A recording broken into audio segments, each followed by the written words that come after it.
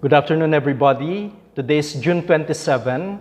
This is supposed to be my good morning talk, but it's the fifth attempt that I'm doing this for today. There seems to be a problem with the program, with the app, or with the connection that I have. But anyway, today, as I said, is June 27.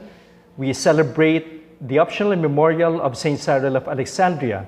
But there are a lot of people who are celebrating today because today is also the feast of Our Lady of Perpetual Help. Sino ba di nakakakilala sa atin sa Ina ng Laging Saklolo?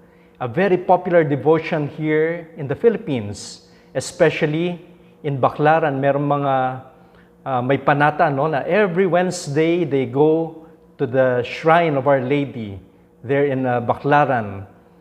And it is a devotion that has been introduced to us by the Redemptorists. And there's a history about that which can be developed into another Good Morning talk. But today, June 27, is special for me, for our family.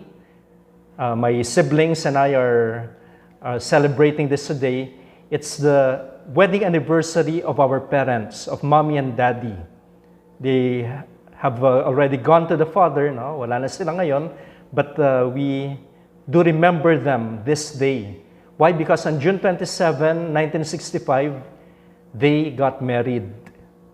And I do remember that before they died, and that was in 2012, they were looking forward to celebrating their 50th wedding anniversary, which was supposed to be in 2015. But of course, they missed it, Maybe they celebrated already there in heaven. But what consoles me is that we were able to celebrate their 40th wedding anniversary in 2005. By the way, that picture that you see there on the screen, that was the day of their wedding after the celebration of the Holy Eucharist and the wedding rites. That was in June 27, 1965. As I was telling you, we did celebrate in a solemn manner in 2005. It was a surprise for my mother and my father because yung mga anak nila, their children, we gathered and then we thought how to celebrate it. And we gave a lot of suggestions. We were present except for my sister, Ate Kate, who was already in the US at that time. But we planned it out and we hid it from our parents that it would be a surprise.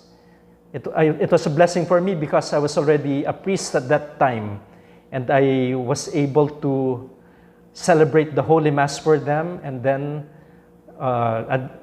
solemnize that part which where they exchanged vows, where they renewed their vows. And it was really a wonderful thing because we invited our relatives, especially those who have been there as secondary sponsors when my parents got married 40 years before that. I always narrate this celebration of the 40th anniversary in my homilies whenever I solemnize weddings and I could quote some parts here from one of the homilies that I gave before. I have celebrated a lot of weddings, but there are other couples whose renewal of vows I have likewise witnessed in their anniversaries. Foremost among these, I remember June 27 of 2005.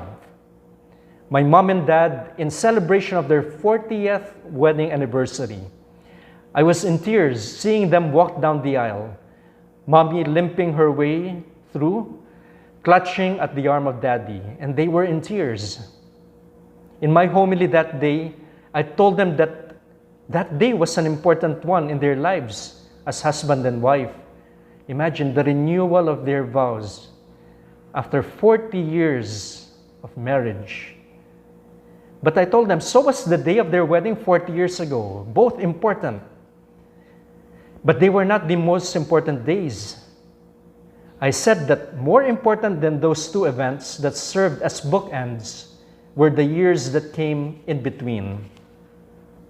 And like them, the years that will come after this will be the years that you would experience what married life is all about. The joys as well as the sorrows, the struggles with the humdrum of daily life, the boon and the banes of having children who would be growing up, the affirmations and heartaches. And I pray, may you weather all these years. This is my wish for you. I tell every couple whose wedding I was solemnizing.